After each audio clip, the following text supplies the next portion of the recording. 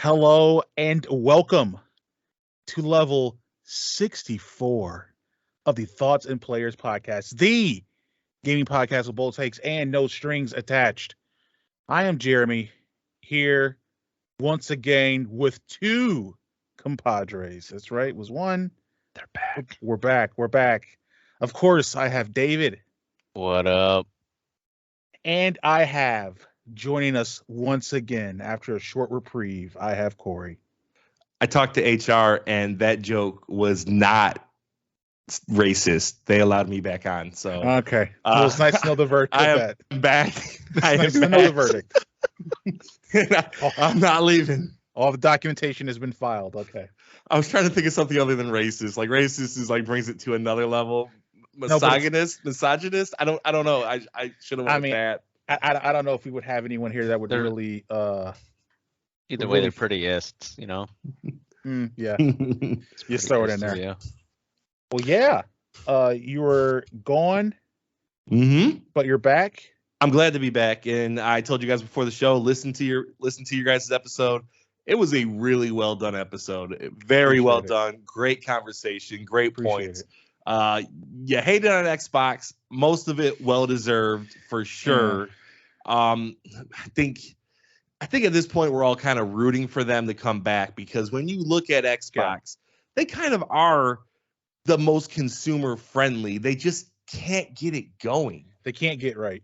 Yeah, and if they could, that would force Sony and Nintendo to really step up their games and kind of take back some of the anti-consumerism stuff that they've been doing. But because right now, yeah, right now, anti-consumer practices are winning the gaming for sure war, so to speak, if you want to say that way. And that's something that we don't really want, but yeah, right. Like they can make it games right. They can make it to where Nintendo and Sony aren't even competition to them anymore. And man, just to throw back to that last episode, I miss Dreamcast too. Right. I miss Dreamcast, man. Quick question of inquiry. Do you do you feel the same way with it? Do you feel like Xbox is like the spiritual successor to Sega? Yeah, that's a great point. Like the way, especially the way they're going. Like I wouldn't have thought that at the beginning because they were such a they had so much money because Sega wasn't the one that had all the money to spend on everything, you know. Right. But definitely the way they're marketing now and kind of like being a little bit different and edgy, it kind of feels like they're taking the place of Sega. I hope they don't end like Sega. Right. Yeah. But who knows? We'll see. I think it takes a pretty big bomb, so to speak, to get them to go the full way of Sega. But I do feel like they feel like they're just wandering in the desert. Like they just don't really have a real idea of what direction they want to go. They're throwing stuff and seeing what sticks. And I don't think they've made the same mistakes as Sega. So you guys, I think, David, you had asked why like Sega quit the console business. Yeah, and I didn't look it up or anything, but I know they made like the Sega, and then they made the Sega CD, and then they made the Sega Saturn, and then they made the Dreamcast all within like a very quick number of years. So they lost like a lot of consumer trust. Right. And putting out all those consoles cost them a lot of money. So no matter what, Dreamcast was kind of like dead man walking. It was never going to kind of like, unless it hit PS2 numbers, it wasn't really going to work. So if they were doing that, it just feels like people are like, I don't want to get this because when's the next one coming out? Next year? Yeah, exactly. That makes sense. And that's why short console lifespans are a bad idea. Not 100%. But then there also is kind of like that folly of naming conventions. We've kind of talked about that with Xbox, with like a series. What is a Series S? What is a Series X? It's a little confusing. It's confusing. Yeah, it's a little nebulous. You got to kind of get a bit more specific. We can identify it. You should have just copied Sony because Sony has it perfect. PlayStation 2, 3, 4, 5. Very simple to follow. It's boring, but we know what the bleep it is. We know what it is. Yeah, and Nintendo made that mistake, and it cost them so bad because the Wii U naming convention was so confusing. Make no sense. Like, I'm a huge gamer, and I remember at that period of time where I didn't even know it was released. Yeah. You know, because it just didn't feel like a new console. It felt like an extension. Right. Yeah. Oh, this is a tablet that goes with the Wii. Or it felt like the Sega was a Mega Drive or Sega CD, like the disc attachment to, and you're like, what? Okay, I guess, you know. Right. Yeah, for sure. But great conversation started off. Ladies and gentlemen, chickens, ducks, and hens, we welcome into this level of the podcast. Just recapping a little bit of what we talked about on the last one. We appreciate all the support and the listens and the growth. Our new YouTube, we've been doing some big stuff on YouTube. It's been pretty fire over there. It's been pretty fire. We appreciate all the support and new viewership over there as well. So we're going to keep giving you the quality. You know what I'm saying? Keep giving you fire, as they say. But part of giving you that whole fire is just doing our episode, and that means we're talking about games. So first thing we want to talk about is the games we've been playing. I can go first on this. Okay. Sure. The list is small, but it makes sense. It is successive. All right. So the first game, Kena, Bridge of Spirits. I completed You beat it. I beat it. So, nice. I will probably be putting out a review of that. So look forward to that. Patrons, you'll have an exclusive first look at that first, but a arguably way late review of Kena, but I believe way late is better than never. Exactly. And I think it's a game that does need to have a little bit more talk going about it. It's not an, oh my God, I can't believe no one has ever heard or talks about this game type of game, but I do think it is a game that deserves some discussion because they did some things really well. And they did some things that remind me of an era going by. It has like some really PS2 platformery feels at times, which is for the better and the worse at times. So yeah, but Kena's definitely that's one I beat. What else have I been playing? Besides that, I have been playing. That's it, guys. Actually, that's it. All right. Yeah. That's pretty much been it, actually. I'm trying to think if there's been anything. No. I played a combat demo of Yakuza Ishin because I have some interest in possibly picking that up. And I kind of I dig the combat. I want to explore is it more turn-based again, or they go back to action? It's action. Okay. Yeah. So I want to explore it a little bit more. That may be something I gamefly. You know what I'm saying? I think I'm going to, and then based upon if I enjoy it there, then I'll look at picking it up. But there's been so many other games that have come out, kind of like more recent, like PC releases. Like I think last episode I mentioned Darkest Dungeon 2 that came out. Age of Wonders 4 also came out. I don't think there's anything by Nintendo that's come out recently. So, so pretty much, I think, there's a bunch of other games to look into, but I think Kena's the only one that I've really played. That, the Ishin demo. I'm looking at my next game I'm going to try to get into or get back into. It's a hard discussion. But yeah, I don't know. That's pretty much been it. That's all I've been playing, really. So, yeah. That's it for me, but let's see. David. I'll go. What have you been playing? All right. So as last hold episode, on. Sorry. What? I do remember something else I've been playing. And the reason I remembered it is because David, I said your name. And David, you brought this game up last level, and I said I was going to try it out. That game is Eat Venture. So besides playing the mobile game, I've been playing the mobile game Eat Venture. I've been playing it, and look, man, I can't stop playing it for some reason. Exactly. What? I don't get it. I don't even know if I'm really truly enjoying it half the time, but I know I can't stop playing it.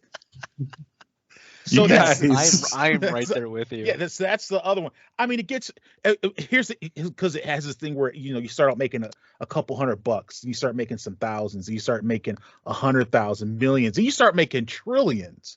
And then they got this thing called AA. I don't know if it's called Alpha or Alcoholics Anonymous. I don't know what it is. Beyond that. But it goes beyond trillion. So you're like, AU.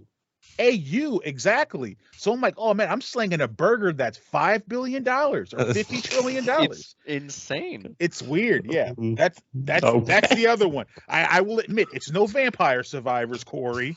Okay.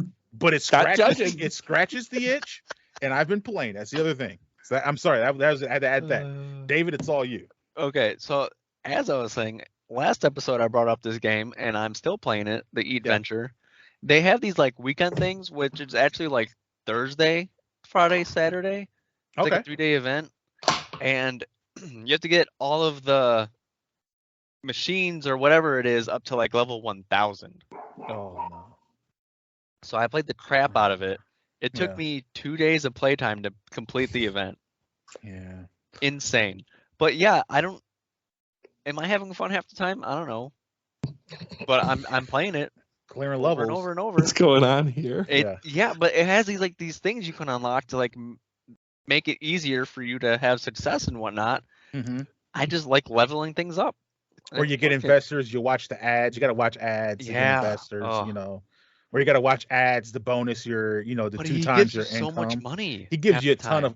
It is a lot of money, and then it ends up not being a lot of money. Yeah, I level up something 3 times. I'm like, that's it. I'm trying to get a 5-star milkshake, and it costs Cory. It costs trillions of dollars. Trillions. Yeah, they get a 5-star milkshake. It does. What are we doing here, guys? Hey, we're playing games. I'm telling you, just download it and play it for 5 minutes. We're a gaming podcast. Yeah, we're playing games. This is a game. We're playing. It is a game. It is a game.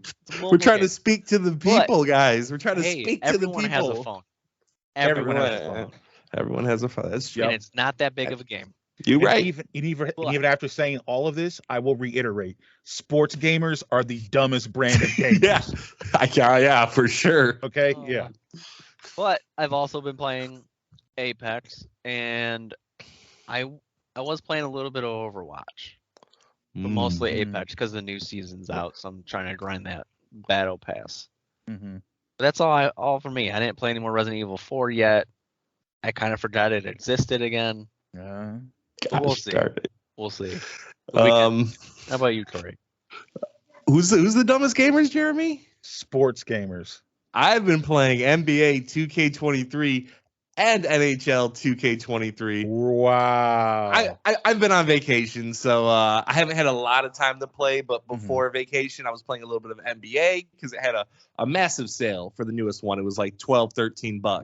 Then I went on vacation. Yeah, it was actually kind of worth it because I like playing those games. They're kind of fun to start, a franchise and kind of like make trades and see how you can lead your team. Then I went on vacation. And I had cable for like the first time in like 8-10 years. I haven't had cable in forever because, the place I was staying at had cable. Yeah. And they had sports playing. And they had the NBA playoffs, which is awesome because I haven't watched NBA in a long time. And then the NHL playoffs. I haven't watched hockey since like 2002 Red Wings. Started watching hockey, and my brother was on vacation. We were both watching hockey, and we're like, man, hockey kind of seems fun.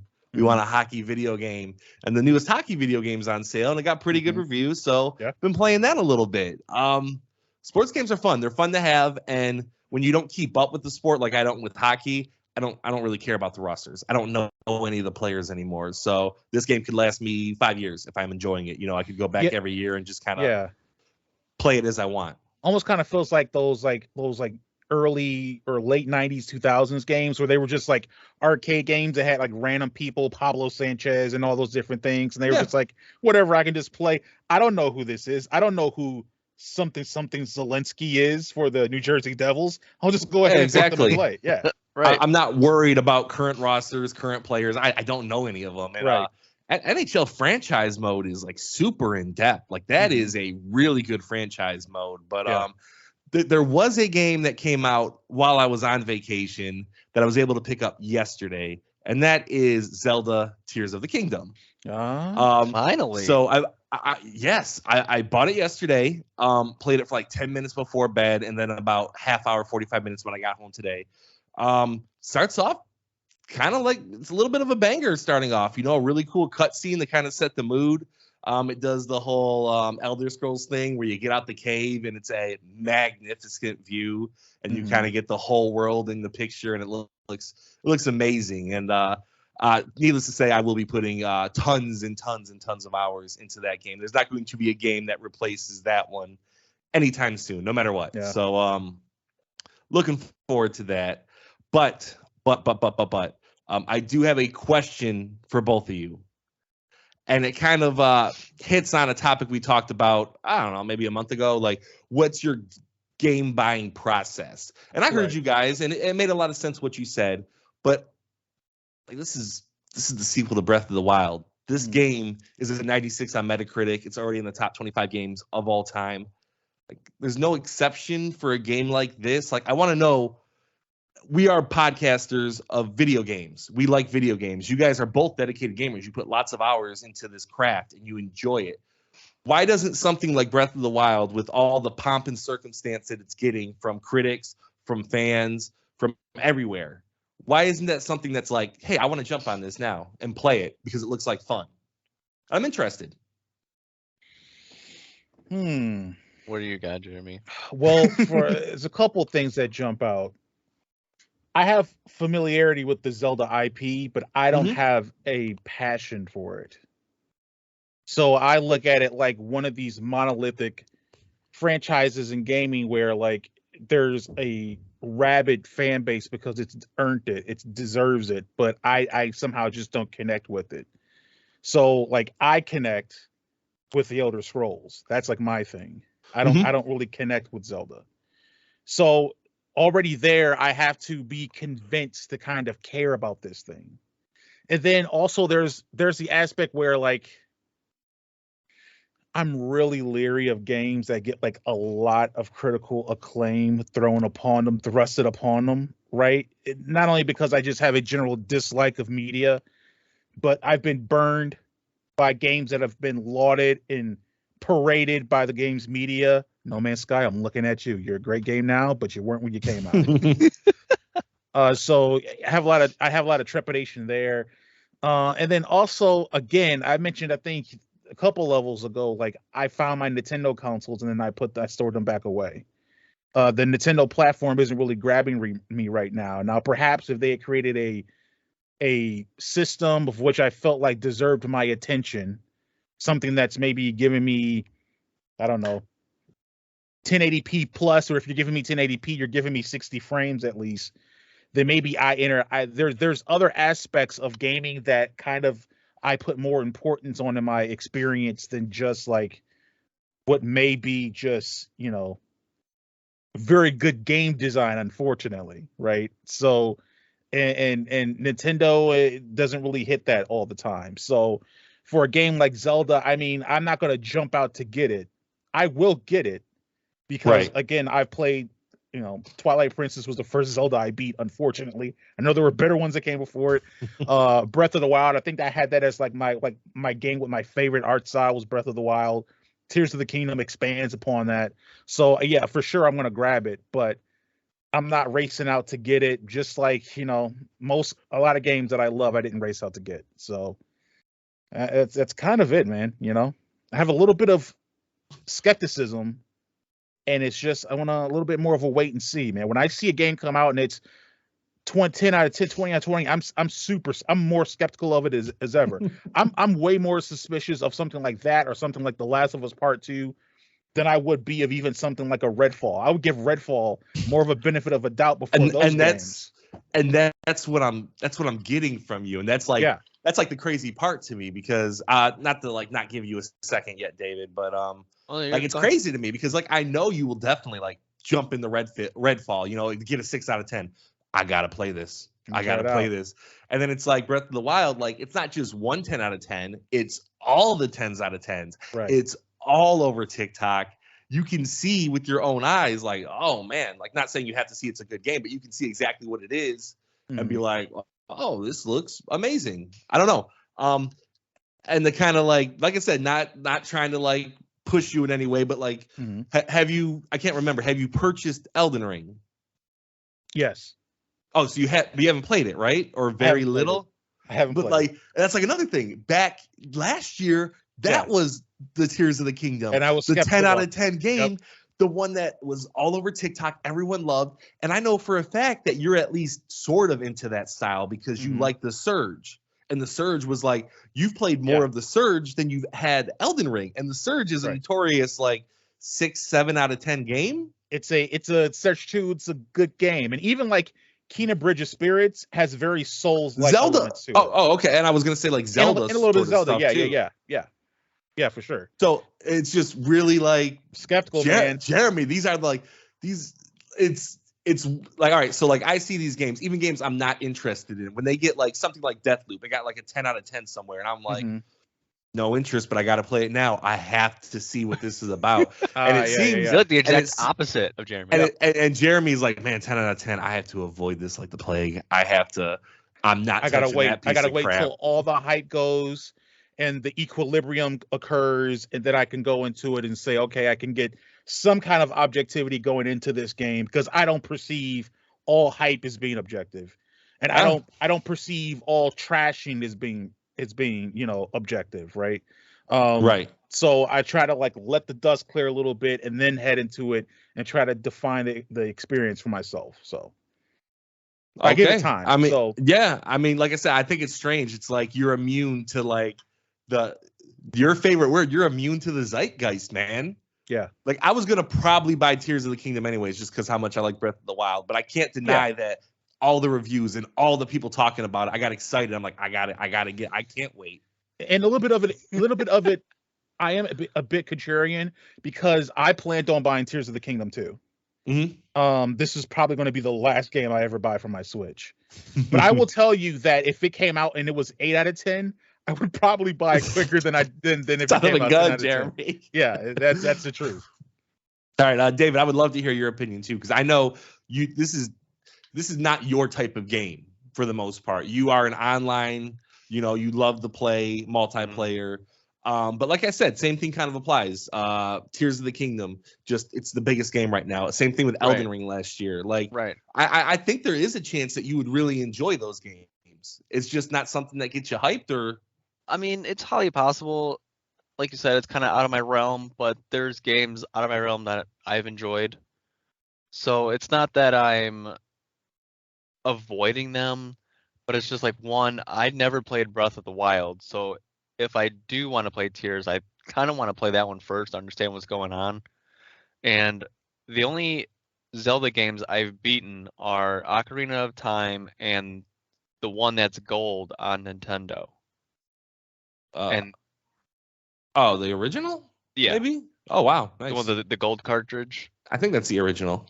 And the only ones that I've played is Majora's Mask, the other one on Nintendo, and the one that's based on Breath of the Wild, the Dynasty Warriors like one. I mean, that's pretty good though. Like so that's all I've played.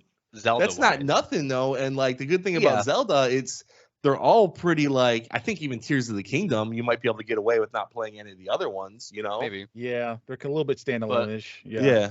So really the last one that I've really played was on the N64, and I was a lot younger. So like you said, the game style isn't really my thing, and I hate getting lost. I hate not knowing where to go or what to do or how to acquire things. I'm just not an adventurer like that anymore. Okay, so like these games are so away from your alley. It's like they just don't interest you at all. Like Elden Ring and like Tears of the Kingdom. Yeah, if someone put it in front of me and I wasn't doing anything, I'd definitely hop on it and try it out, venture, see what's up. But yeah, I don't think I'd ever sit there and put 30, 40 hours into it trying to beat it. So David, let me ask you now, besides like your core franchises, like let's say the Resident Evils of the world, The Last of Us, are you immune to hype? Like when's the last time that you've been like brought down to your knees by hype? Like when's the last time you just had to go? I can't. Jeremy, stop laughing. Don't make me try to. I know. I'm trying to think. Like, have you ever like, oh man, this game's getting a lot of pub. I should play this. Like. Not from media have I ever been like, I definitely have to try this out. Right. The only games that have been pushed to me and I've kind of caved to it and tried it was by people that I know. Okay. So like, would you say like even like games that you were hyped kind of like in like simultaneously as the hype was building forward would possibly be something like Last of Us Part 2? Where like you were excited seemingly as everyone else was to play the game? So like The Last of Us 2, I was very, very hyped for, but that was because I was just hyped for it in general. Right. I didn't care if it got a 1 out of 10 or a 10 out of 10. But like you weren't hyped for Last of Us 1, right? Like that took somebody first. Mm-hmm. Yeah, I was same thing for like Hellblade. like you weren't hyped for the first one. You played it, and that made you hyped. But like for a new IP, or maybe say like a long-standing franchise you haven't played, it would take somebody first introducing you to that new IP or franchise, and then in the future installments you might. Right, or I might have to, catch videos on YouTube or TikTok, or, something like that. But yeah, for the most part, I'm kind of like Jeremy, where the hype isn't real to me for the most part. Yeah, and then also it doesn't help that I have a problem with going back to the games I feel comfortable with, like Apex and like Overwatch. So I just have so much time and money Apex wise that I just always drag back to there. That's why I haven't played a lot of Resident Evil 4 or the Dead Space. Right. Or I have a few other games on Steam and stuff that I just have not put the time into. Hey, I get it from both of you. Like, speaking for myself, like I definitely like being part of that, like, first week, like, I bought this game. And it doesn't pan out for me a lot. Like, you guys hear me a lot of times be like, I'm playing this game, and then you never hear about it again. Like Red Dead Redemption 2 even. That was so much in the zeitgeist and so hyped, and it came out to all times. I did not stop hearing about that game when it first came out. Right, it was huge. Nothing but Red Dead. And I legitimately hated it. Like, I thought it was a horrible experience. Not a horrible game, but for me, it was a terrible experience. And even something like Horizon, I got the first one for like $15 on PlayStation 4, and it was okay. I stopped playing after like 8 hours, but then Forbidden West comes out. What am I doing? Why did I buy that? I didn't play the first one. And then I get the hype of this one, and I buy it. It's like, I could have saved myself $70 on that one, but I don't know. Yeah, I'm definitely affected by the hype, big time compared to you two. You guys, stone faces, I got which is good. Is hope for Yeah. That's what kind of gets them going. I got that excitement. I got the energy. Like, oh man, it's out. I got to play it. So, and you every once in a while you forget it, right? So like I talk about No Man's Sky. I got burned by No Man's Sky. Never again. As did I. Yeah. I bought Pokemon Legends Arceus. Yeah. Right back. As did I. It was 4 or 5 years later, I got hit it. So you just got to try to be diligent, but it happened. Yeah, that comes to me. It reminds me of Pokemon Snap. I loved the first one, and when I heard they were making another one, oh my god, I was so hyped. You guys remember, like, we did the whole watch it for the first 15 minutes and everything, and I have not picked that game back up since I played it for that first hour. I bought that digitally. I don't know why. Yeah, yeah. It's sitting in my son's game case now. He's never gonna play it. Yeah, I don't know. And then, I appreciate the insight though, because like I said, we just had this conversation. So I apologize to listeners who are like, come on, they kind of told you how they thought. But like I said, this was like a big deal to me. Like this, right? Like eventually this could go down as one of the top, 50 games of all time. Right. And like in a media that we love so much, it's like, are you kind of beholden to try those experiences? Like you're not, but like, are you kind of? Like, do you think that? Right. I don't Not know, really. No. Yeah. It also. Go ahead, David. I was gonna say so. It seems Jeremy's on the track to play it at some point, right? And I'm just like, if it's in front of me, but I'm not gonna put my personal actual time and money into it. Yeah. Fair. Yeah, like specifically like Tears of the Kingdom. Again, going back to I played Breath of the Wild, right? I thought I would almost say it like instead of me, I didn't buy Breath of the Wild to play on my Switch. I bought a Switch to play Breath of the Wild. Like that's kind of almost how I view it now. So yeah, I'll do the follow up of that. But I'm also someone that admits that a lot of games I love to play are jank, flawed games. So if you're gonna throw, hey, this game is perfect, this game is flawless, to me, I'm like, bro, you're talking to somebody that plays a guild too. You gotta know who you're talking to, man. Like I play games that just don't work sometimes. So yeah, that's never going to be something that really draws me. But if it has my genuine interest, and again, I just give it time, let the dust settle, let all this, this is the greatest thing ever, or this is the worst thing ever. Like, you know, gotta let it clear. Let's really see. You know, time will tell. Yeah, when we can kind of bring some bit more nuance in the conversation, and like you know how you view something. Yeah. Well, I appreciate it, gentlemen. Yeah, no problem. And I was gonna say, like, as I was saying, you know, I jump back into the games I'm comfortable with. One of those is being Overwatch, and I'm unsure of how long that's gonna last because they just announced, I think it was yesterday, that they're just canceling the PvE, like story, building character, whatever, you know. They have their abilities, you can like level up the abilities and stuff like that is gone. That was the whole point of Overwatch 2. That was what the difference was. And now it's just Overwatch with one less person on your team. So like where's the future of Overwatch 2 going? I don't know where the future's going, but yeah, as you said, the PvE was the big selling point of Overwatch 2. Yeah. There's going to be story because obviously they made those cutscenes. They look like Pixar quality. People were real interested in those stories. And I've seen a lot of stuff on Twitter as I was searching where it's like, really all this did was get rid of loot boxes but put in a battle pass. And, you know, the people that had a lot of stuff unlocked in Overwatch 1 are still maybe don't have everything transferred over because there's been issues with that.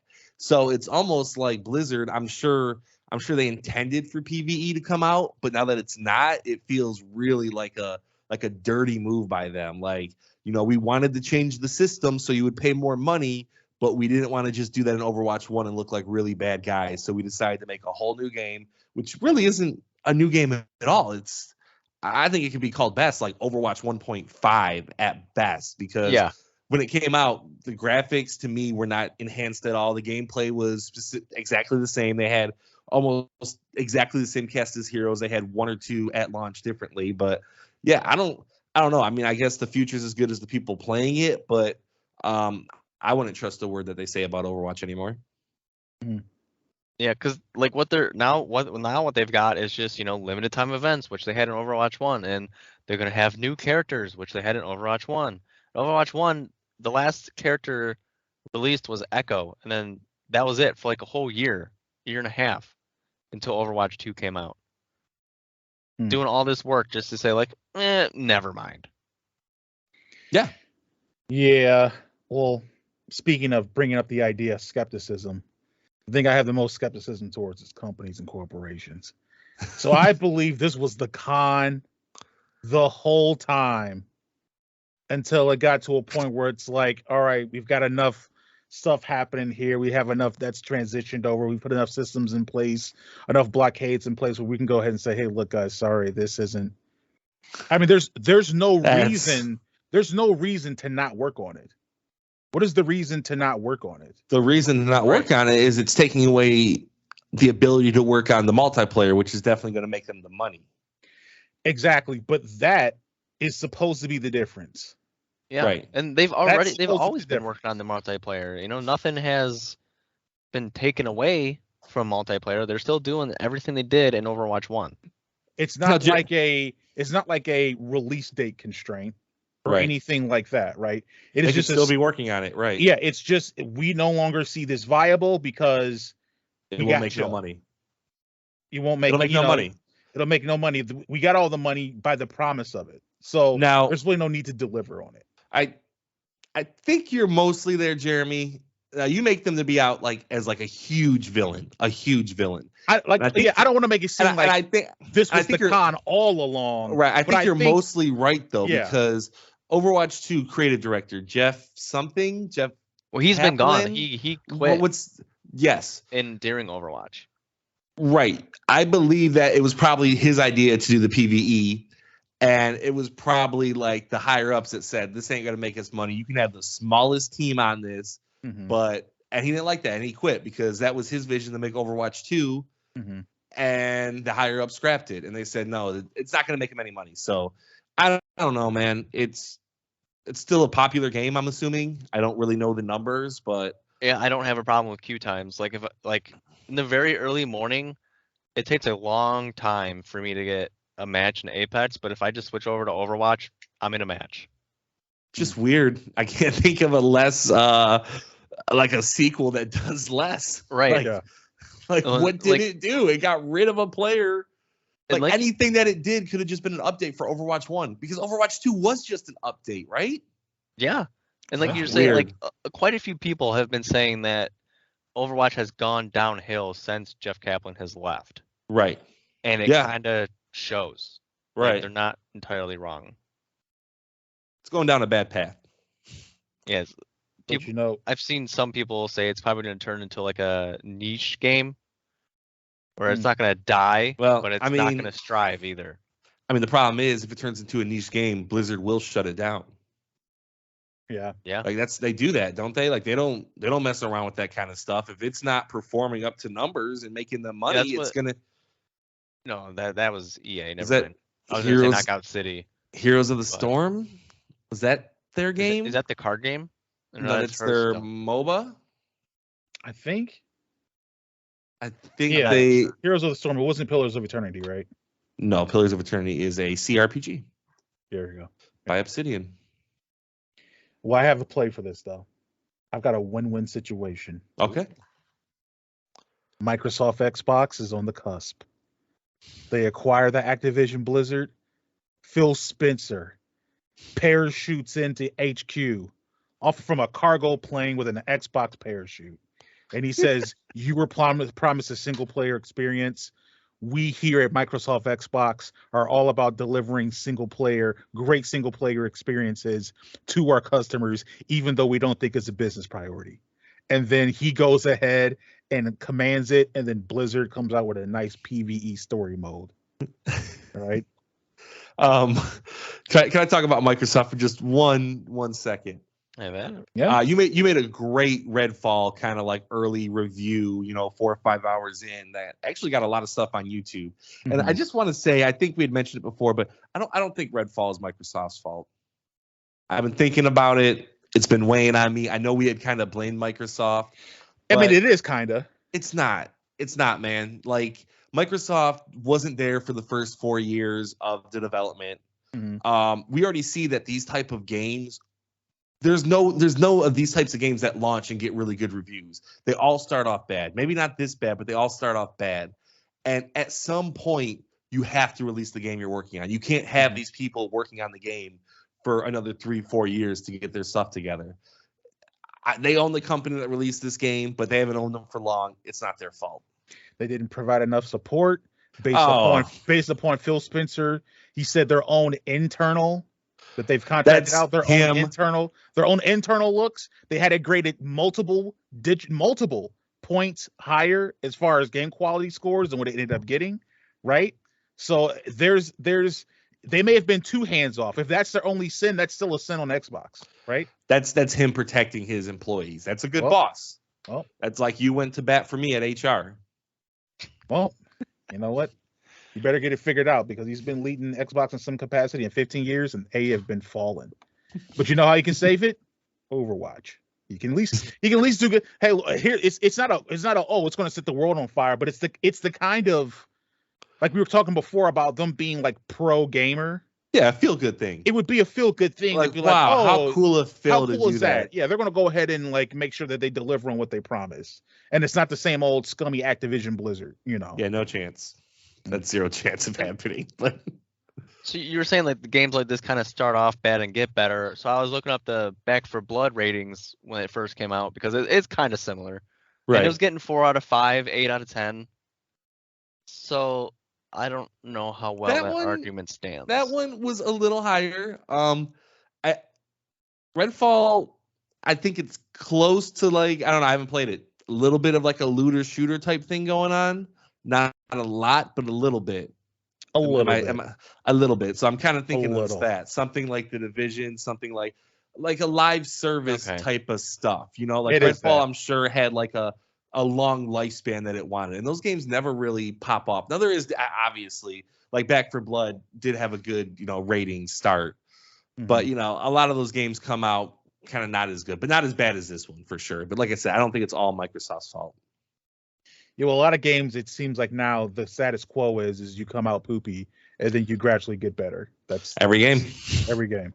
Yeah. I mean, heck, even Obsidian, which we just mentioned, they made Grounded, and that early access review was not great. Right. It's a great game now, I've heard. Mm-hmm. For sure. And hey, maybe Overwatch 2 that heads the same direction.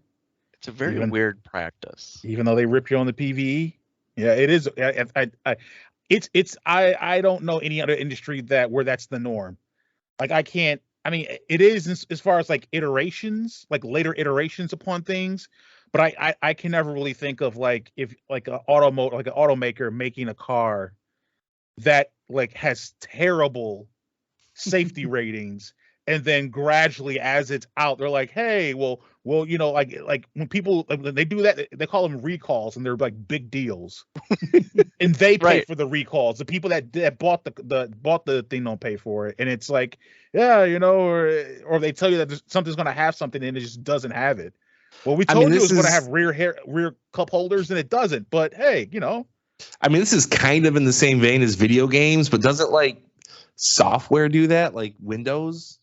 Doesn't Windows always start off as like, this is trash, and then they slowly make it better as like the lifespan goes on, but it starts off kind of like, yeah, but I mean, I always feel like I hear that. I don't know. In a way, but I mean, we can agree like operating systems are infinitely more complicated than Redfall, than Redfall or any video game. Also, this is well, go ahead, David. I feel like in that example, they push out the best that they can make at that time, and then as bugs come in and stuff like that from the users, they fix it and make it better. But like maybe, but I kind of feel like they don't. I feel like they want users to move on, so they force their new operating system out, and they kind of make it like everyone has to run this operating system, so you have to jump on, and then they fix it. But I'm not really an operating system guy, so I don't really know the ins and outs of it. But that's the only comparison I can kind of think of. But you're right, Jeremy. Like, there's not like movies don't do that. I was thinking like comics. No, comics don't do that. Like there's nothing else that like fixes things later. Like if the movies did it, like it comes out in theaters and it's just total crap. George Lucas did it. But then it comes out on video and it has like, oh, it's so much better and it has all these new scenes and George Lucas did it. Yeah, but I mean those are all edits and stuff made by the artists and their hubris and their ego or whatever. It's just that it's weird that like video games, the only industry that really does that, and then there's like the whole thing of like, well, why aren't you guys patient? It's like we already show you infinitely more patience than we would other industries. Right. Similar, like what are you talking about? You get the patience, Yeah. Yeah. It's super weird. But pivoting to something else. So I was going back. We had mentioned maybe a few levels ago. We had talked about our first game. We put 1,000 hours in because we had mentioned Lance Reddick, the voice actor that did Zavala for Destiny 2, had passed away. Mm-hmm. So recently, I think his name is Brendan O'Brien, was the original voice actor for Crash Bandicoot. He did like Dr. Cortex and a bunch of other people that are on that, right?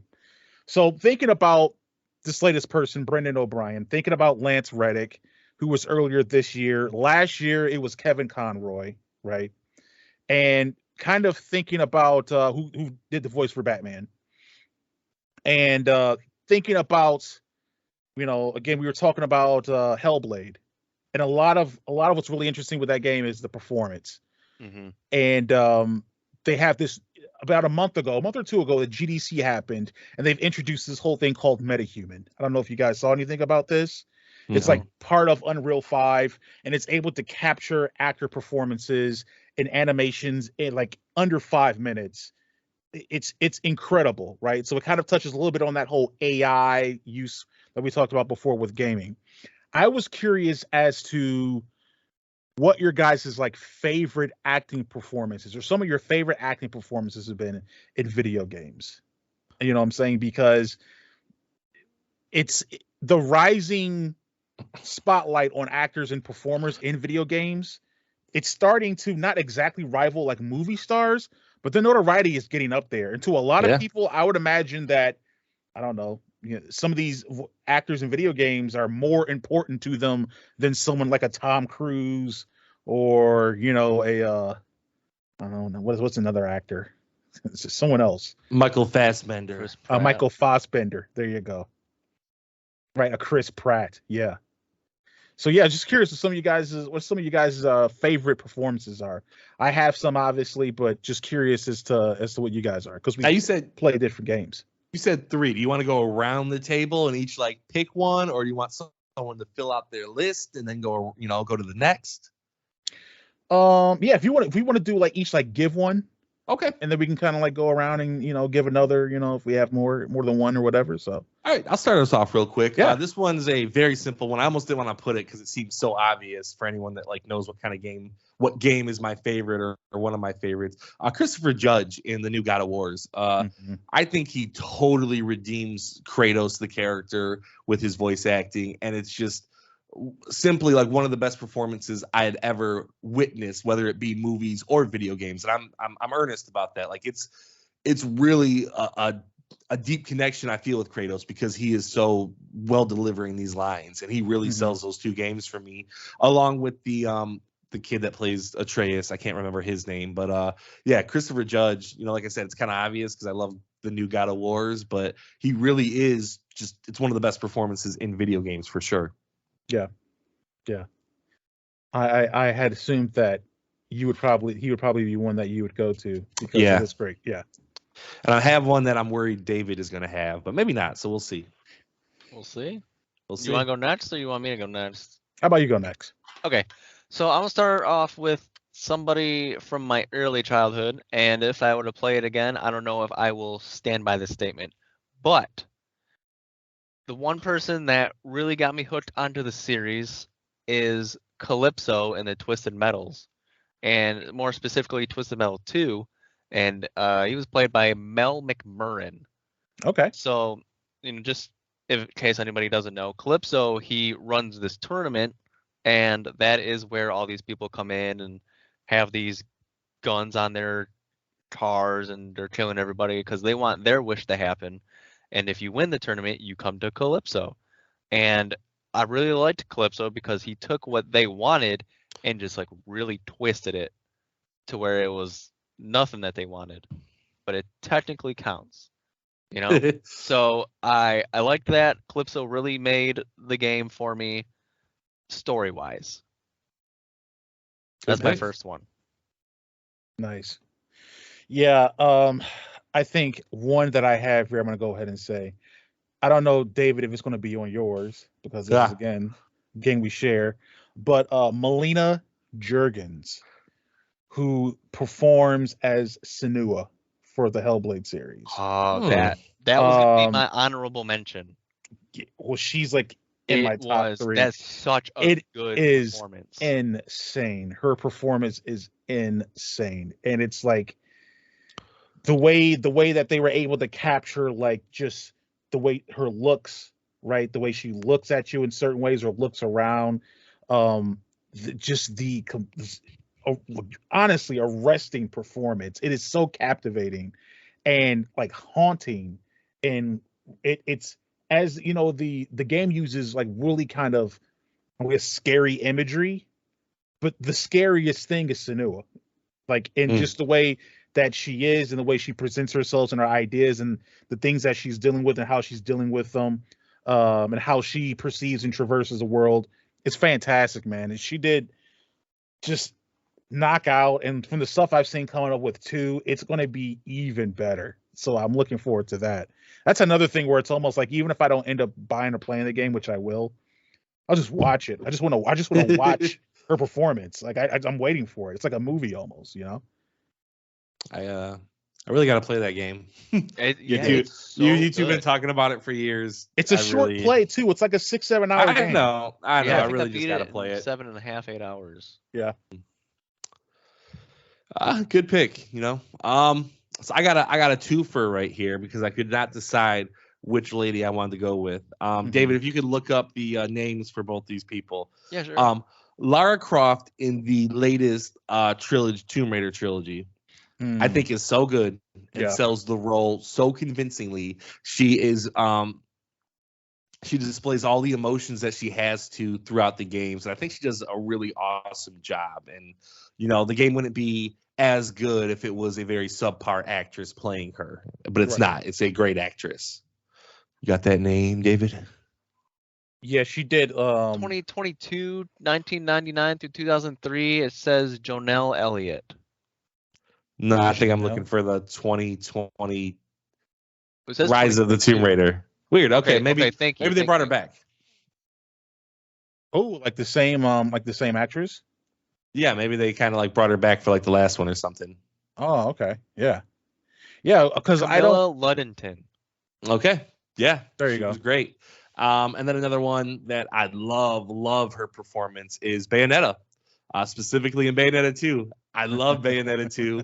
One of my favorite games. And Bayonetta is so good. She's cheeky. She's kind of sexy. She's kind of dangerous. She doesn't show a lot of vulnerability throughout her games, but she doesn't need to. You know, she's a very powerful Umbra witch.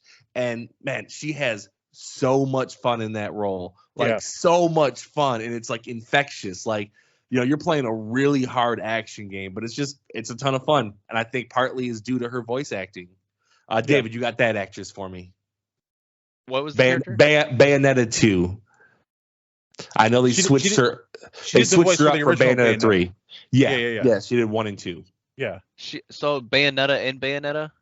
Bayonetta 2, yeah. Bayonetta 1 and Bayonetta 2. Not Bayonetta 3, though. They switched her. And I haven't played enough of Bayonetta 3 yet. So it says Helena Taylor is the English dub voice of Bayonetta in Bayonetta 2.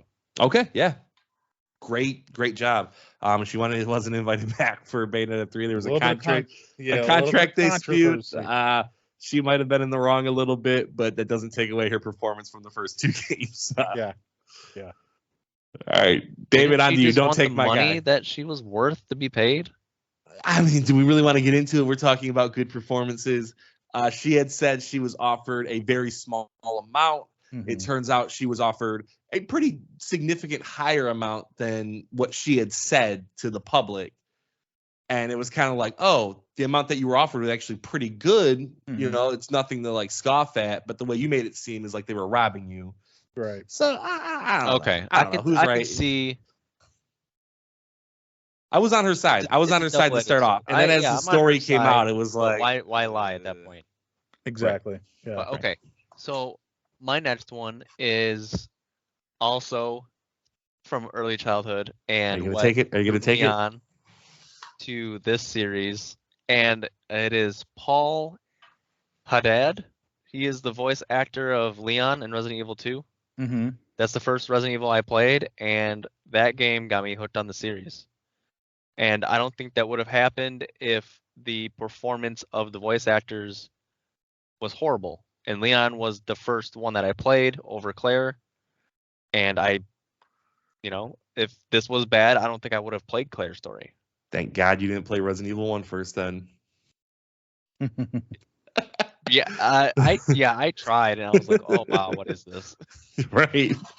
Great pick, David. Leon's so good. Leon is so good.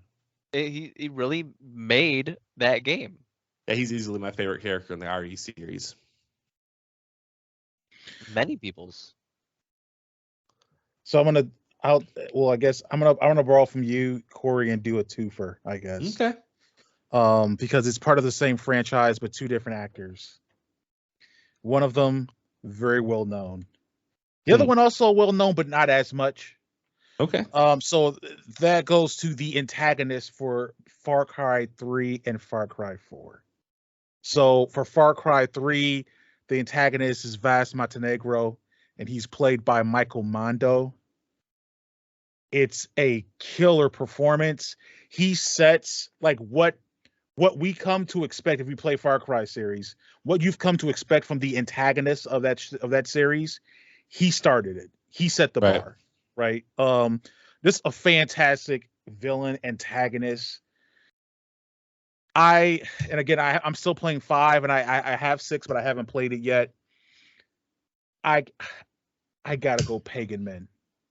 Pagan Min is one of the greatest video game villains ever, and that is voiced by none other than the venerable Troy Baker.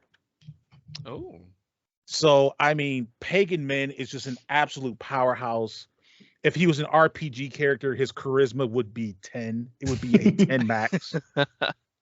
And the reason I kind of picked, I would probably put him over Michael Mondo's Vaz a little bit, only because depending on how you approach after you've played the game and you approach it again, and you look at Pagan Min's character, he's actually kind of right the whole time. Wow. And that's like the great thing. Like, no matter how you play Far Cry 3, Vaz is the villain. You don't see, at no point you can understand him, but at no point does it seem like he's actually the good guy, right? He's kind of the reflection or the shadow of your main character, but he's never the good guy. You can actually look at Pagan Min in some respects and say, this guy's actually got it together, and I'm the one that was a bit out of place. And Pagan, I apologize. Excuse me, okay? I'm sorry that I came to your land and did this. So yeah, I would have Troy Baker there with Pagan Min, and then Michael Mondo as Vaz Montenegro. Far Cry is great. And Vaz is Far Cry 3? Far Cry 3, yeah. All right, so if I could say something, I don't think it's hyperbole, and that's a little Detroit sports talk inside joke right there. I don't think it's hyperbole to say that like the performance from Far Cry 3 maybe set up the rest of the Far Cry series. For sure. Because when that game came out, it was this villain has taken villains to the next level in video games. And Ubisoft, they rode with that for the rest of the series. I mean, they're getting Giovanni Esposito, blah, blah, blah, blah. You can say his name, Jeremy. Giovanni Esposito? Yeah. Yes, they got him. Like, they are all in on getting these great actors to play awesome villains. And that's what Far Cry is known for now. Like, you're going to get an amazing villain. Exactly. And that might have started it. He set the bar for that. And they actually have Vaz coming back. He's actually part of the Far Cry 6 DLC. Yeah. Yeah, where they're bringing each of the 3, 4, and 5 back, right? Mm-hmm. Yeah. Yeah. So that's cool. Like, he set the bar and kind of made it like, let's be known for the great villains we have. So can't argue with that. Yeah, for sure. 100%. I got one. David, I thought maybe you were going to steal it, but I think you probably have other places you're going with your last pick. But I think you will agree with me here. And this one, I don't think many people would say at all. But I am going to say James Arnold Taylor, I think is his name. And he is the voice actor for Tidus, or as I call him, Titus in Final Fantasy X. Now, given today's standards, maybe not the greatest today's standards, but you have to remember, PS2, there was not a lot of fully voice acted games, and he was in the first Final Fantasy for PS2, and it looked gorgeous. Like, that's one of the first games you could look at and be like, hey, this is a little bit looking like a movie. At the time you thought that. And his earnestness in that role, where he's gung-ho and he's kind of naive and he's fun and he just wants to do the right thing, I really related to that character. I loved his voice acting. We had talked about this on a very, very early episode. I don't even remember when, but the ha ha ha laughing scene. Yeah, I think incredibly well done. It was because it was acted so, exactly right. It was like, acted exactly as it needed. Yeah, and he just sold that role for me so much. So he did a great job. Titus, like I said, as I call him, he's Titus, but he's Titus to me. He will always be one of my favorite characters of all time in video games. I love that game to death, and he is the number one reason why. I mean, I can agree with that because, like, it was a good performance, but like, if Waka was the main character, like, I don't know if I could have got through that game. Right. I liked him. But I couldn't stand listening to him. Yeah, I mean, Titus, he had that energy, he had that earnestness. He did a good job. It was. And when he had to, he was very emotional, and he could display anger and he could display sadness, as like the revolutions throughout the game kind of happened. Right. To him. I definitely agree. That's a great pick. I honestly didn't even think of that. Okay, yeah, I thought you might. I know you like that game as well. And yes, it's it's tied for my favorite Final Fantasy game because I'm not a big fan of the series. Right. But what my last pick is, I should have said this last round because we all would have been twinsies, because this is also a twofer. Oh. So one of them is a name already mentioned, and another one is another one not mentioned. So the first one is Troy Baker. Yeah. And the other name is Ashley Johnson. Yeah. Do you guys know where I'm going with this? I know The exactly where perfect you're combo. going with it. Yep. It is The Last of Us. Yep. Yeah. Now, I've loved no game as much as The Last of Us, except for like Resident Evil. Like, Yeah. Apex, yeah, I've put 3,000 hours into it, but it's not because of voice actors or the characters' personalities. But this game, The Last of Us 2, I know Joel wasn't in it, too much spoilers, but they just did so well. Not just seeing the emotion in Joel and just Ashley just acting as a child in a dystopian kind of nightmare. They pulled it off magnificently. Yeah. And I couldn't ask for anything better. Yeah, I don't think any argument can be made against your pick at all. Even people that hate The Last of Us, they say there was only great voice acting. That's all it was. So when your like biggest knock is there was great voice acting, like they still always mention that. They always mention the great voice acting, no matter how big a hater they are. So great pick, perfect combo for sure. David, have you seen any of Far Cry 4? No. Like heard. So here's what I would do. I would say watch go on YouTube and watch like just Pagan Men cutscenes. Mm-hmm. Right. I'll watch one video. I think it's like 20 minutes long.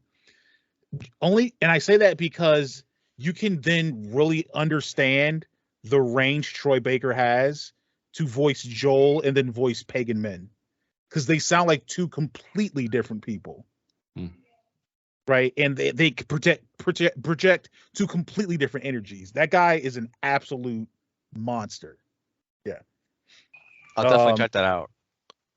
For my final big one, I got a bunch of other ones that I love, but for my final one, I want to take it back a little bit, back a ways. Not as far back as childhood, but near childhood.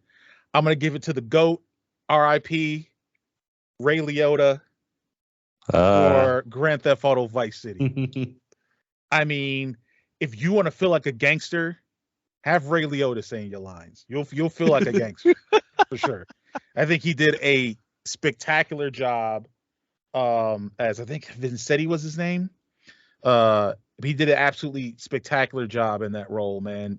Capturing all the different things, really making you feel like a fish out of water too in that game. You rise to become a drug kingpin, but you start off as a fish out of water trying to just figure things out. And he's able to kind of convey that confusion, but also confidence. And again, Ray Liotta's a legend. So yeah, that's for sure up there in my favorite three, man. Can't forget it. Can't forget it. Can I give a couple honorable mentions? Sure. Yeah. Master Chief. I think Jeremy, you'll agree. Master Chief is just.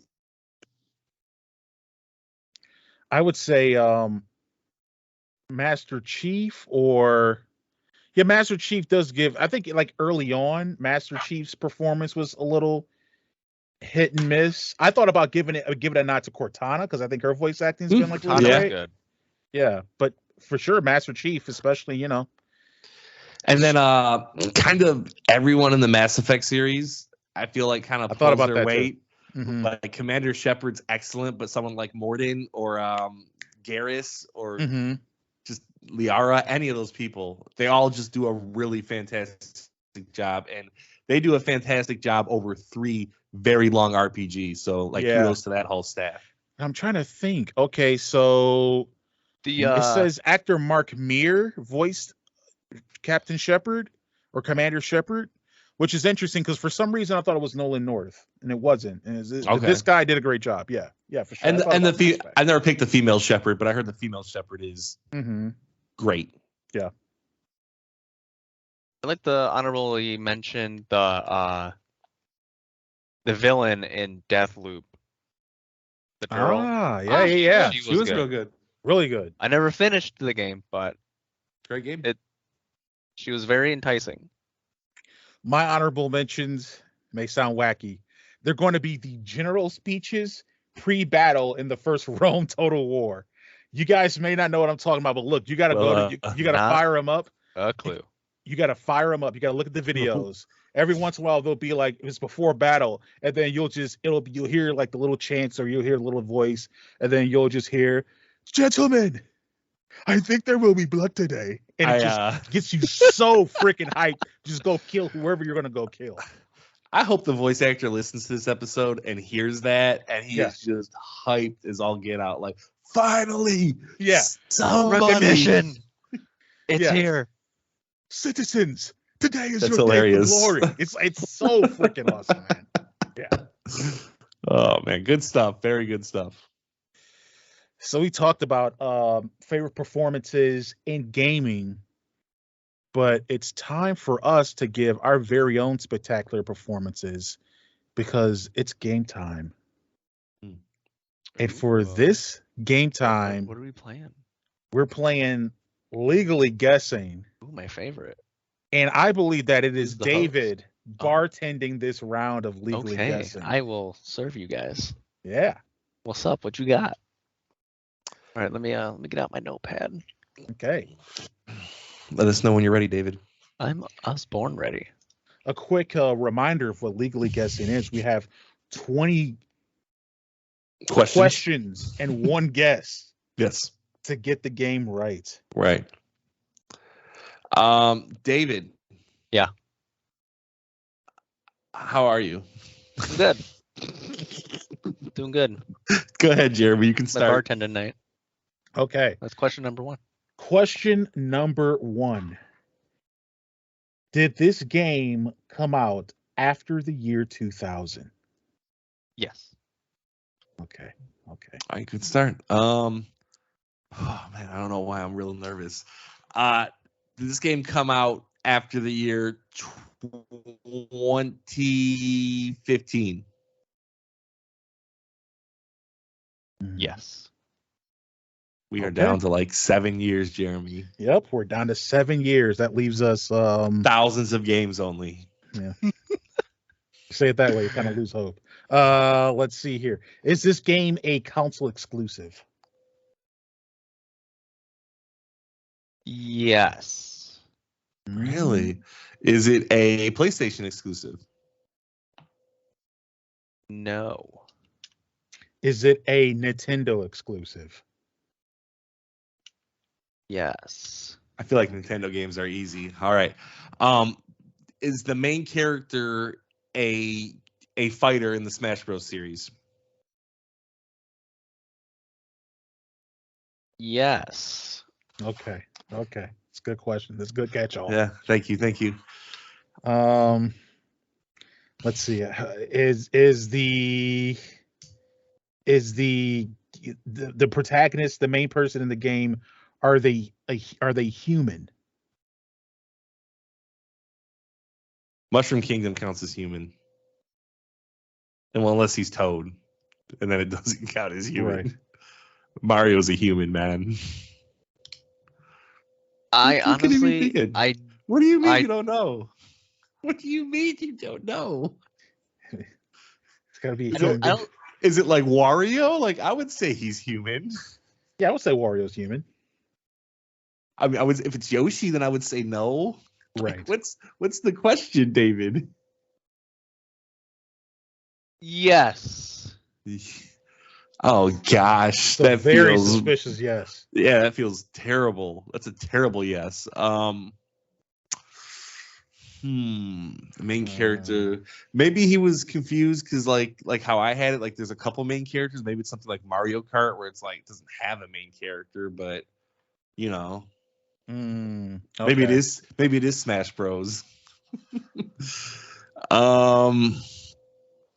Oh man, came out after 2015, so this is pretty much the Switch, right? Pretty much. Right? He wouldn't have picked the Wii U. No chance. Nobody would pick that. No. Oh, by the way, I owned a Wii U. Last episode. Well, only one person owned the Wii. I liked it a lot. It was a great system. Sure. Great system. Let's see. A Switch exclusive.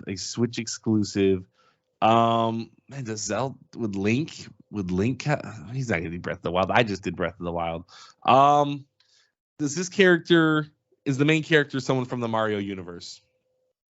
No. Okay. Okay, so we're talking Link. We're talking Samus. Mm-hmm. You could have the Pokemon people in there. Pokemon's a big Pokemon franchise. Fire Emblem, but I don't feel like he would choose a Fire Emblem character or a game, but you never know. Never know. Does well, is this character in the Zelda games? Yes. Oh gosh. Gosh. Okay, so then it's got to be one of the Zelda games then. Is this a sequel to Breath of the Wild? Yes. Is the game Zelda Tears of the Kingdom? Correct. Oh, nice work. That took 11. That's pretty good. Yeah. So the reason I was unsure about how to answer he's a fairy boy, human man. thing is because he's elfian like. Yeah, I get that. Like. Yeah. So he is, but he also isn't. Right. Elf would be humanoid, maybe, but not exactly human. That's exactly. Mm-hmm. You answered it well. I would. You guys started off with that's reasonable apprehension. Questions. It really sent you in the right direction. There we go. I feel like Nintendo games are just easier to answer, anyways. Yeah. Like anytime I pick a Nintendo game, it always gets guessed like pretty easily too. It's like eventually every road leads down to Nintendo. So. Well, I mean that's because most Nintendo games we're picking are like mainline ones. They're not like they're not like Chrome Hounds, right? Or like Daikatana or whatever, like other Nintendo niche games that are like Daikatana. Yeah, right. Exactly. Daikatana, the one by by Tommy Wiseau. Yeah, Tommy Wiseau. He's a Japanese Tommy Wiseau. Oh my God. Yeah, so there we go. We've reached near the end. That means we've arrived at final thoughts, where we each give a thought we want to make about something that can be related or unrelated to the podcast episode. Who would like to give their final thought first? I can go first. All right. I saw a review on IGN for a game called Humanity. Have you guys seen this game? No. It's on PlayStation and on PC as well. It's a puzzle game. It was described as similar to Lemmings. Have you guys heard of Lemmings or played Lemmings? No. And that is, I think I'm going to buy it, even though I don't need another game. I think I'm going to buy it for my Steam Deck so I can play it. This is what happens. I see a review. I'm like, oh, but Lemmings is like a super guilty pleasure game of mine that I don't see it often, but if I were to see it like on a store, I would buy it. I can't believe you guys never played Lemmings. So Lemmings is a game where these green creatures are walking and you got to get them to safety. Okay. And you put like obstacles so they'll turn around, or you put a floor so they won't fall off the ledge. I can't remember the name, but I do know what you're talking about now. Yeah. It's kind of just like a really satisfying puzzle game. So if I can get that kind of feeling from this, I think I'm going to buy it on my Steam Deck. I have a little bit of money on there, like $30, so might get it. Okay. Yeah, I'm looking at it. It looks pretty interesting. Humanity? Yeah. I actually got to look more into it because I had zero thought about it. Then I saw the review and I got hyped, and I'm going to drop money on it. Mm-hmm. Yep. You are the best type of customer, Cory. Right. Let's see here. I can go next real quick. Okay. My final thought is that I don't know if you guys been seeing a bunch of talk about the Rogue Ally. It's supposed to be the quote-unquote Steam Deck killer. Ooh. Oh, I think I've seen a thing I've about been checking it out. I watched some reviews on it. It's apparently got some staying power to it. Is it Windows? It is. It's Windows. Obviously, you can install your whole Steam library on it. Anything that has controller support, you can use on it. And I'm assuming that controller support also means Steam Deck support. Okay. I'm just assuming, but I'm not 100% sure. But obviously, the other benefit is you can install your Xbox Game Pass games. That's big. So all 4 games that you would want to play from Game Pass, you could put those on there in addition to anything on Steam Deck. Does it have Steam Deck killer price point? I think so. I think when you get up higher, I think the most highest spec one is like maybe $100 more than the highest spec Steam Deck. Really? But you're getting like a way better processor. You're getting a panel that gives you full HD 120 hertz. Like you're getting some really crazy performance for that price point.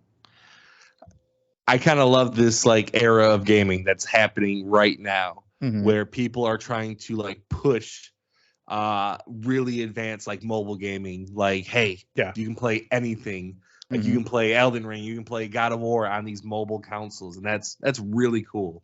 Yeah, for sure, 100%.